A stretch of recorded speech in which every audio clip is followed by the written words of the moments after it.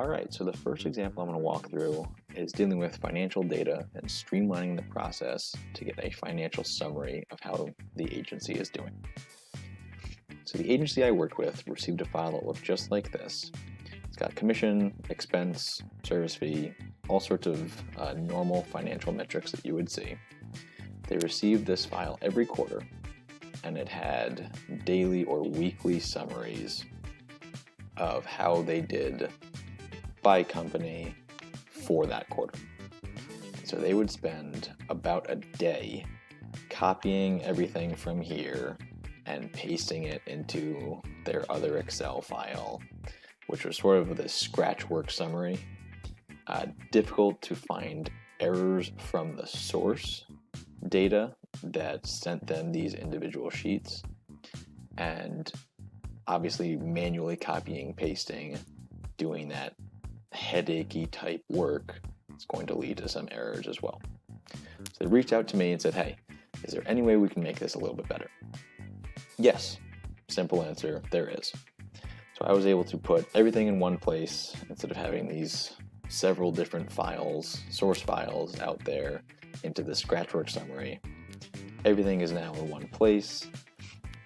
The macro that I wrote is able to catch errors fairly easily and present everything in this easy to read, easy to visually see performance type summary.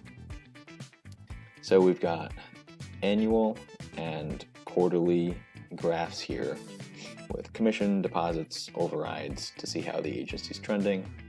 And then over here, we've got the actual dollar amounts and year-over-year performance for a yearly view and a quarterly view as well.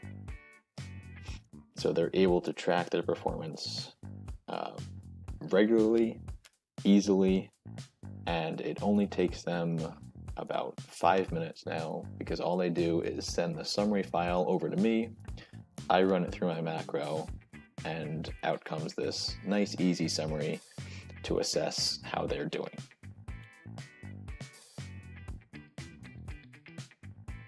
All right, so the next example I'm going to walk through is dealing with the age-old question of, should I hire an additional sales rep?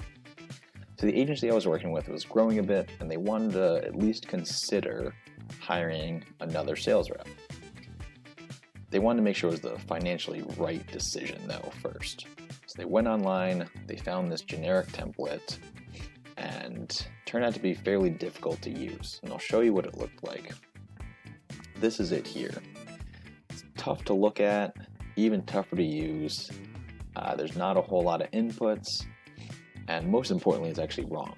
It actually calculates the agency income incorrectly. So without even knowing that it was wrong, I eventually found that later when I was trying to recreate it. They reached out to me and said, hey, this is tough to use. Can you make sure it's right, number one? Can we add some inputs to it, number two? And three, can we just make it a lot easier to use? So yes, absolutely.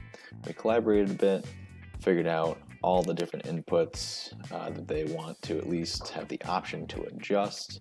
All of these things in the light orange here, and produced this summary of the employee performance from years 1 to 5, along with the agency results from the employee performance. So all of these inputs are changeable. They can pick whatever number they want, and it flows through nicely down here. We also got this compensation grid, which is basically scenario testing.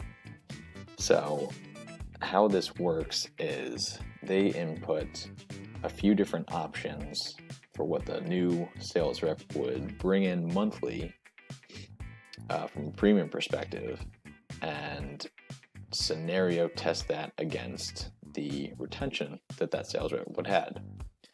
So 176,000 is their best case scenario for these set of inputs, and 46,000 is their worst case scenario, again, for this set of criteria. Again, all of this is changeable. They changed it many times, and it did help them decide whether or not to hire an employee.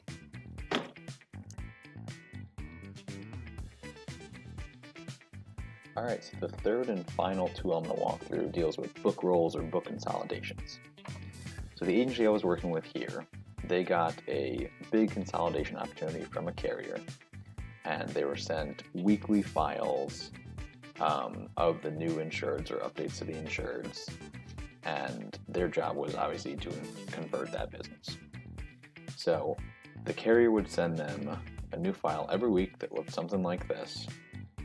Obviously, I blacked out the names here, but you've got effective date, you've got the insured, you've got what line of business we're talking about, some premium information, some comments from the carrier, etc., etc. There's over 200 policies in here. It's a lot to keep track of. But they were having an issue comparing a file from, say, week 1 to a file that looked not exactly, but similar to this file that they would get in week 2. So they wanted to have everything in one place, as I've got the goals kind of listed out up here. One master file.